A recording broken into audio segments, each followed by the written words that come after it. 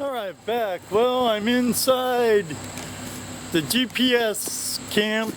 Here it is. There's the whole GPS camp.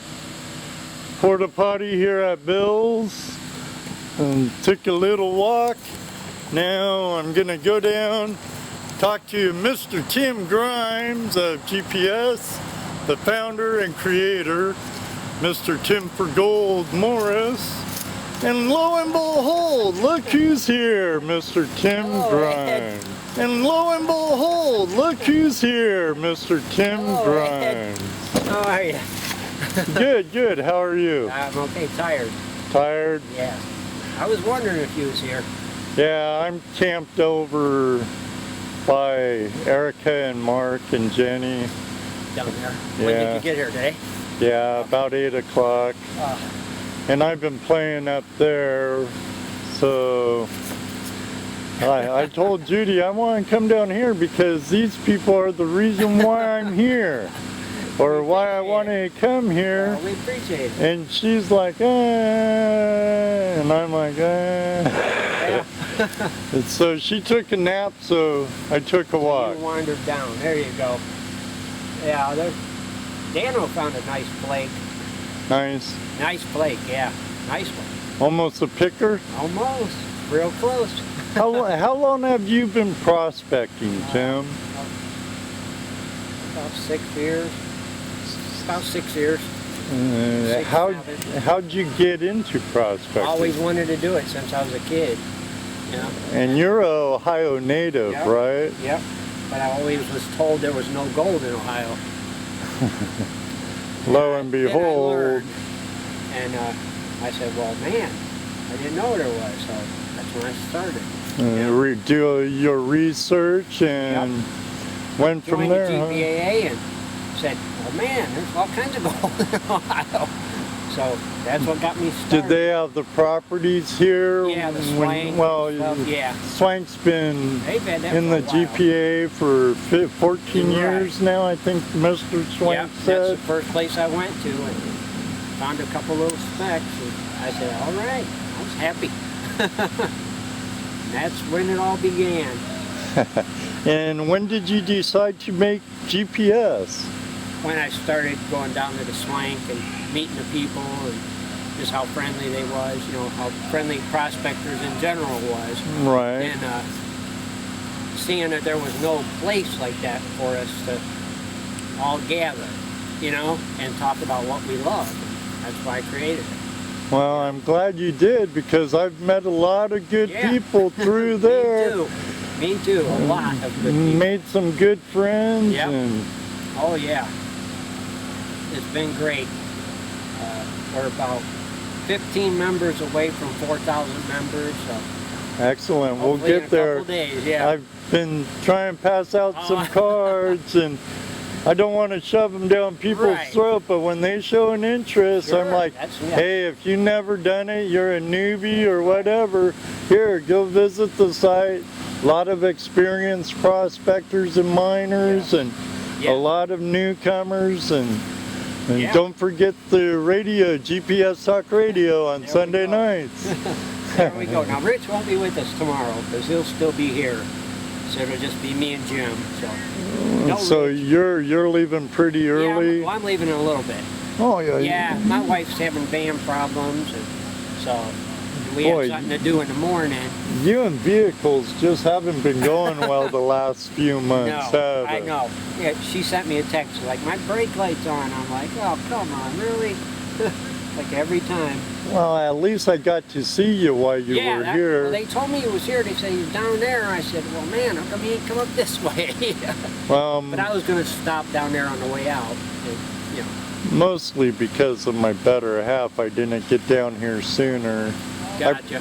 I brought my gold snare and my river sluice and my bucket hopper, but I only have 12-volt pumps to run everything. Right. And we brought Judy's Hyundai Santa Fe down, so no dredge, no Franken dredge. None of your favorite toys, right? Yeah, I love my dredge. Yeah. And Mrs. Ham's right. I was talking to Jim the other day at my house. Yeah, that's and what he said. He said he stopped by. He's like, "Do you heard it in your voice? You're saying one thing, but your voice ain't saying." That's what he told me. Yep. He said that. He said, "You're saying it, Ed, but it don't sound like it." Yeah. He told me what you guys. So he's Figure gonna it be out, yeah. really cool and let me use his high banker dredge combo since he's awesome. getting that 3-inch Yeah, he's put getting that together, so. and he has other setups. So that's awesome because I lose a lot of time working Yeah. where I'd be shoveling or using a combo instead of my 4-inch. Right. Right. And Yeah, 4 is nice, but it's nice to have something a little smaller too. Like Yeah. you could just shovel in and sometimes a little easier to grab hold and just grab it and go. sometimes I wish I never would have traded my 2-inch. Oh, is that what you did? You traded the 2 for it? Well, I ran my high banker combo with the suction hose and nozzle from the 2-inch I built, and my motor and pump ran both of them. Right. So the motor went with the dredge, and so did the suction nozzle and hose. So now I have no way to run my high banker I made out of right. it's made out of truck bed lining. Right. And Yeah. so I love the damn thing, but I never get to use it. So Jim's a great guy and a good bro, so he's gonna hook me up. Yeah, he told me what you guys were going to do. I said, yeah, that's cool. You know, help each other out any way we can, right? That's what we're about, helping each other. Yeah. Well, we are a pretty tight community. Yeah. I've found out through the last few decades, well, 2.5 decades. Wow. You got some time there.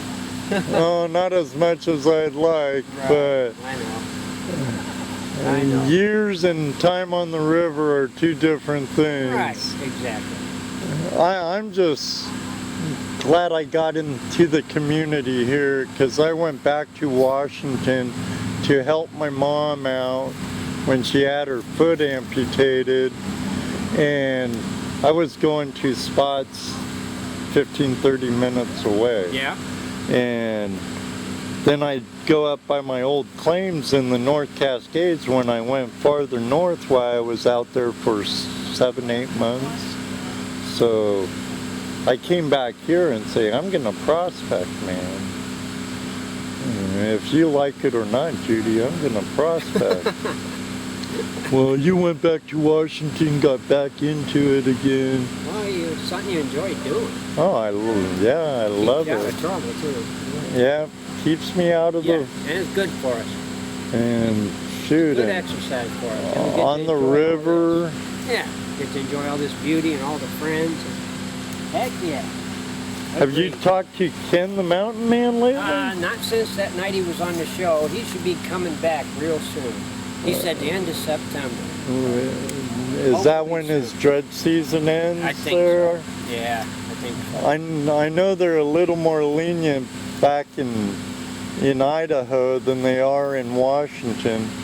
Like, we were dredging this plunge hole under a waterfall on my old claims with my partners, Doug and Don Steens, and we could never get to the bottom. Oh, really? They only gave us, Washington Department of Fish and Game only gives us 30 days That's to it? dredge. Wow. And know And what's you're done. silly? Then you're done. Yeah, there's no way any sea-going salmon can run up to where our claims were And that's why you have the short season, because of the salmon. Got it. Yeah, but below, downriver from our claims, in between our claims and the other guy's claims, we had at least a 75-foot waterfall. Yeah, they can get Upriver, beyond the plunge hole we were working, because there was fish could actually ladder up that one, but the next waterfall was at least 50 feet. I've never seen no salmon jump that high. Oh, me neither. So, Me neither. Yeah, I would think you've been okay. Well, that would have been nice to get to the bottom of that, wouldn't it? Yeah, I'm sure it'd be a glory hole. Oh yeah. Yep. And I never thought about doing the paperwork to get it extended until now. And what good does it do me? Right. The guys who had the claims next to me have our old claims now. Oh. So I'm sure I could work it if I went there. I know them, I could look Right. them up and talk to them and say, hey, you remember me, blah, blah, blah. Yeah, I had sure, three kids. Oh, yeah. Oh yeah. Sure. That would be awesome. But Someday. oh, Right? I want to get back to the Northwest. But heck, with the way things are going, Yeah. if they don't fight it harder in Oregon, they won't be having any dredging in 2015. No. And I'm glad all the clubs like Washington Prospectors and Mining Association, Bedrock Miners, or Bedrock Prospectors, No Name Prospectors, and a lot of the chapters, they really get involved politically up Right. there and keep letters to their senator and congressmen, That's important. and they lobby quite a bit for our well, our lifestyle. I hate using the I know. word hobby or recreation. I know. And it don't apply really anything east of the Mississippi, but for reasons out west side. I got you. But there's All we can do is hope, right? yeah, Keep yeah. trying. Keep fighting the fight, and that's all we can do. Fight the good fight. That's it. So when are you pulling out, Tim? Well, I'm gonna do a cleanup now and get my gear stowed away, probably in about an hour or so. Yeah. Okay, well I'm gonna go down and talk to Tim and Sarah, Yeah, and okay. I have some dowsing rods for Rich. Oh, you'll like And that. they're all down there making some noise. Oh yeah. Go check out that picker. Thanks for this short chat. Thank you, buddy. I'll talk to you soon, guys. Okay. Well, there's the man, Tim Grimes, founder, creator of GoldProspectorsSpace.com. If you're not a member, go sign up, become a member. They have a great podcast, GPS Talk Radio, on Sunday nights. Starts 7:30 Eastern Standard Time. And here soon, when our mining season ends, they'll be having a show on Thursday nights also. So make sure you become a member and tell them Ed sent you. But I have some dowsing rods, like you heard, for Rich Cooley. And, oh, almost fell. So I'm gonna show you Rich Cooley's high banker dredge combo he made. He has a Martin nozzle right there. Martin 2-inch nozzle.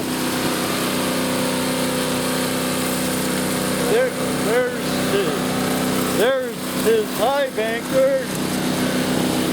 Wheelchair wheels, tubing frame. The high banker was designed by Mountain Man Ken.